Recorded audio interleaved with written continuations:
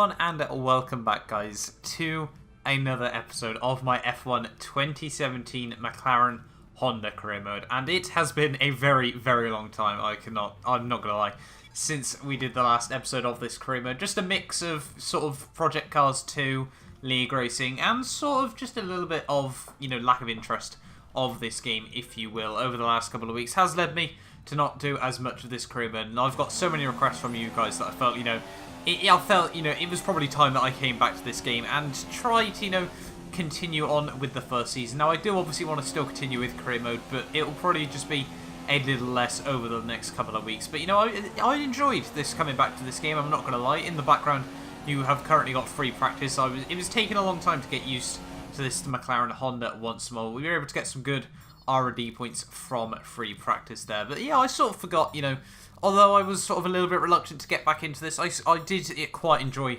this race on the whole. I won't lie, it was a very, very exciting race, but, we'll get into that when we do get around to it. But having a look at this car, because I almost forgot exactly what had happened so far this career mode, and, well, we're still way, way off the pace in terms of car development, but I was looking more and more about trying to get some extra power parts on the car over the next few weeks. We've got quite a lot of R&D points at the moment. I think 900 is the cheapest power part that we've got to upgrade next, so we'll definitely be trying to get that by the end of this race weekend. But moving on into qualifying here, and Hungary actually probably one of the best suited tracks for this car in this career mode. It's a track I absolutely hate, which probably didn't help in terms of actually getting around to recording it, but we got Spa and Italy next, two of my favourites on the calendar. But that was the end of my first run, and when we got back to the pit lane, it was actually looking like a pretty competitive run on the whole. We were a second quicker than my teammate Stoffel Van Dorn, which, always nice to know that you can come back into this and still be a lot quicker than your teammate. But yeah, P13 on the grid, ready for the Hungarian Grand Prix. I was pretty happy with that, not going to lie, able to mix up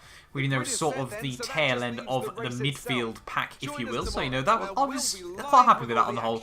It was nice to see that we could jump back in to the car, and I'm not going to lie, this McLaren Honda are actually one of my favourite cars to drive on the game. It's terrible down the straights, but it's brilliant, brilliant through the corners. But let's move on then into the Hungarian Grand Prix.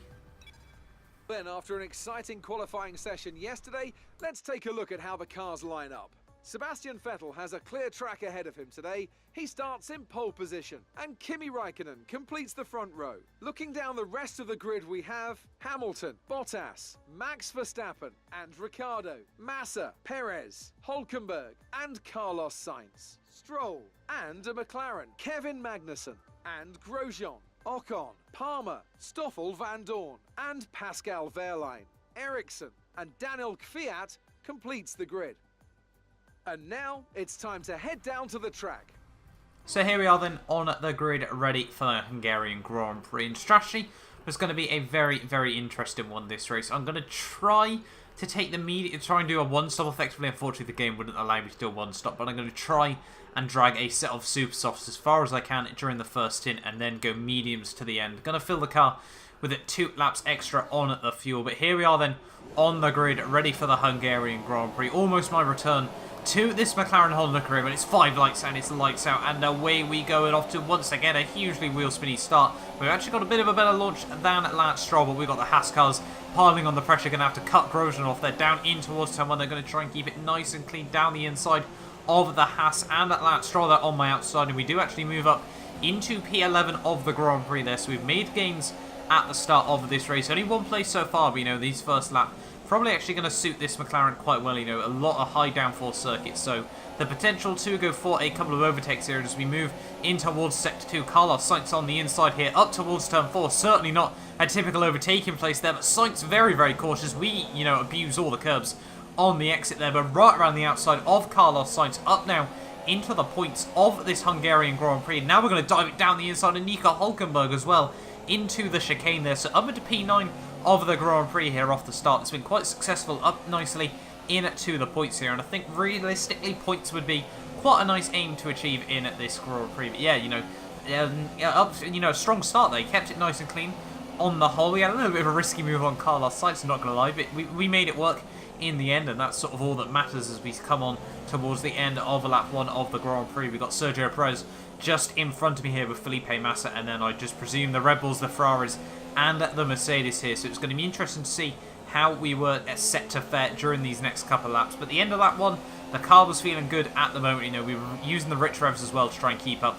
with the Force India ahead of me here of Sergio Perez. But as we skip on already just a couple of laps later in the Grand Prix onto the end of lap 4 here, you see Perez is already starting to build a bit of a gap over myself, and it was looking like we were going to spend more of this early stage of the race defending over attacking here, as Nico Hülkenberg is now all over the back of me here, going to try and pile on the pressure down towards turn 1 here. Luckily not a particularly long straight down towards turn 1, but Hülkenberg going to have a look down the inside there. Are we going to try and defend around the outside here? He tries to squeeze me out wide on the exit corner now. I run wide over the AstroTurf, unfortunately just lose the back end slightly. We make a tiny bit of contact with Nico Hülkenberg there, but unfortunately it's only came out worse for me than it did for him. A tiny bit of front wing damage there, but unfortunately on this game, you know, even just the tiniest bit of front wing damage can really cost you. As you see, as we move on to lap 6, so that was really not one of my biggest issues. The control element of the power unit was already over 50%. I'd completely forgot to, you know, change the power unit out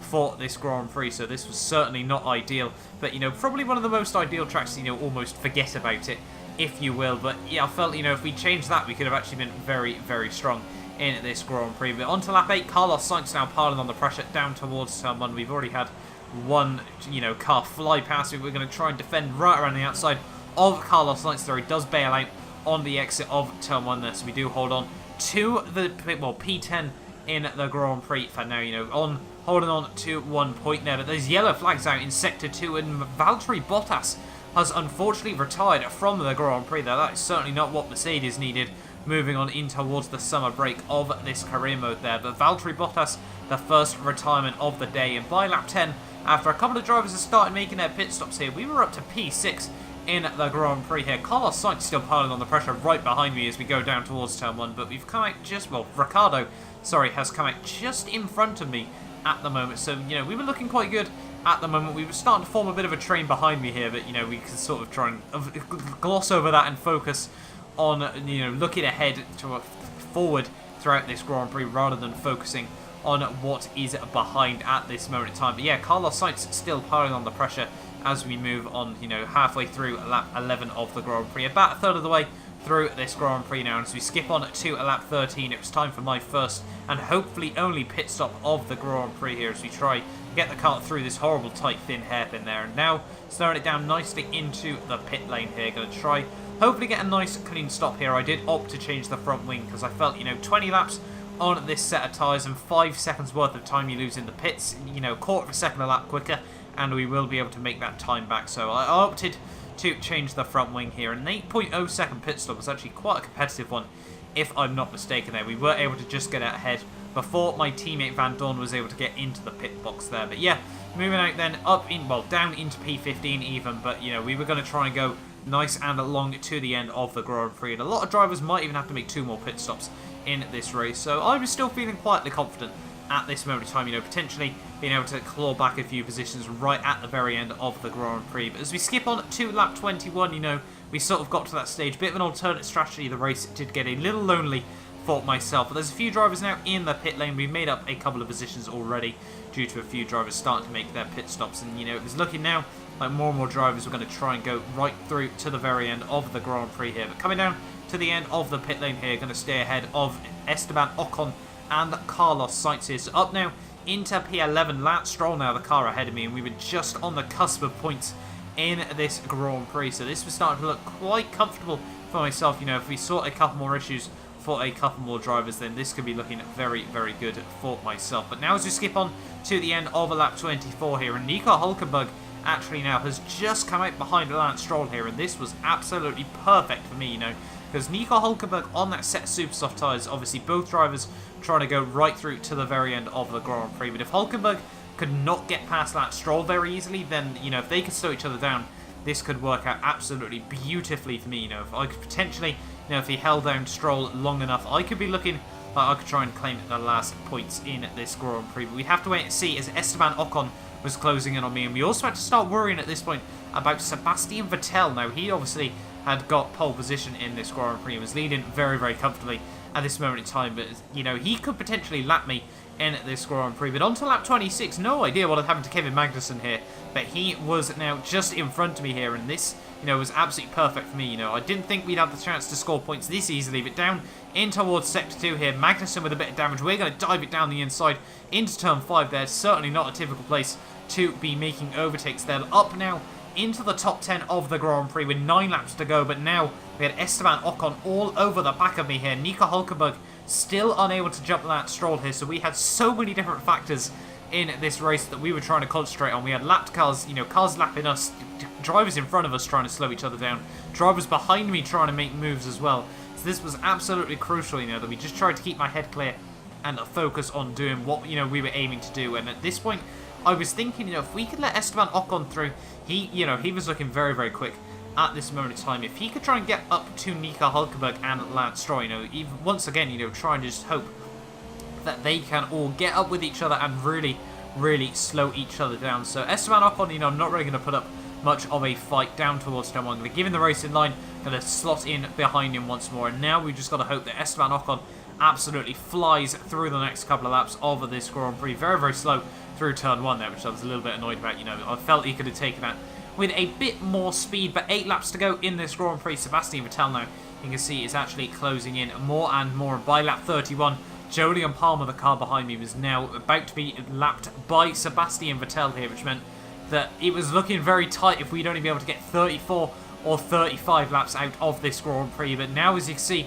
just ahead of me, Esteban Ocon now had caught up with Lance Stroll here, so this was crucial, that those two held each other down just a bit. And now on to lap 32, Sebastian Vettel was now right behind me, ready for blue flags, and unfortunately for him, not really too many places I can go during this second sector. I wanted to try and lose out on as little time as I possibly could here in this Grand Prix. Sebastian Vettel must be behind me screaming out about blue flags here, but we're going to let him pass as we get out of Sector 2 here. Going to try and not cost him too much time there, but now we just need Sebastian Vettel to try and get up to Esteban Ocon and Lance Stroll here. Hopefully blue flags can try and come into effect and, hopefully try and benefit myself. Do a bit of a Verstappen from 2015, but we have to wait and see how well that does pan out as we move on to lap 33, the penultimate lap of the Grand Prix, and Lance Stroll has been caught out by those blue flags by Sebastian Vettel, but fortunately for me, we're not close to him just yet, but we've got just over a lap to go, a lap and a half in this Grand Prix, and now it's going to be interesting to see if we can try and close in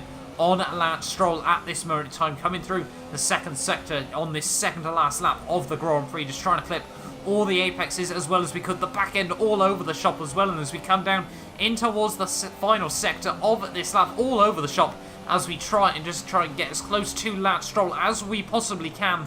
But unfortunately, as we skip on to the final lap of the Grand Prix, we were still all over the back of Lance Stroll there, but that tiny mistake through the second sector, running wide once more through the final sector. It was looking like it was a dying cause to try and score the final point in this Grand Prix. Lance Stroll just about able to hold on as we come in towards the final couple of corners, getting as close as we possibly can there, but he gets very, very good drive out of the second to last corner, and now through the final corner to come through to finish P11 in the Hungarian Grand Prix. So devastating, that we've just not able to score points.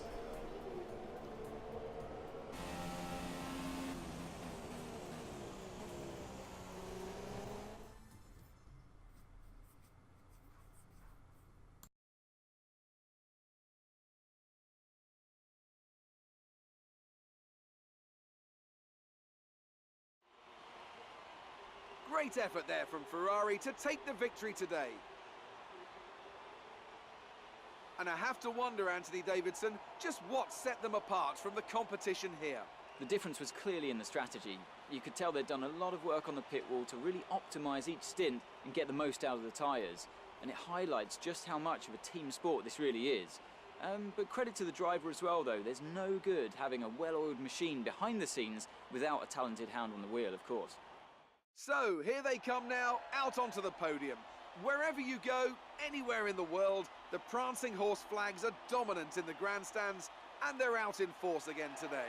It's Ferrari on the top step once more.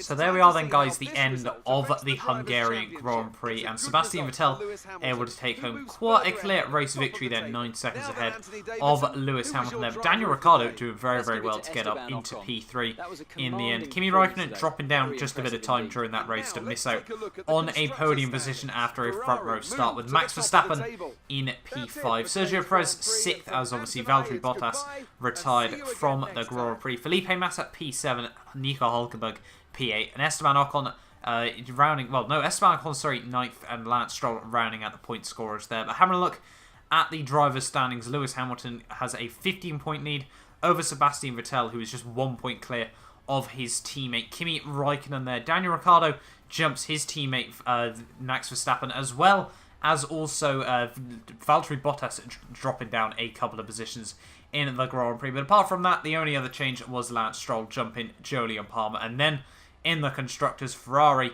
able to jump Mercedes there after, unfortunately, Valtteri Bottas did retire from that Grand Prix. But apart from that, no real big changes in that Grand Prix. But hopefully, you guys have enjoyed this video. Do not forget to like, subscribe if you want to see more of my F1 2017 McLaren Honda career mode. I'm going to try and get a few more episodes of this out over the next few weeks, guys. But thank you all so much for watching, and I will see you guys next time for a brand new video.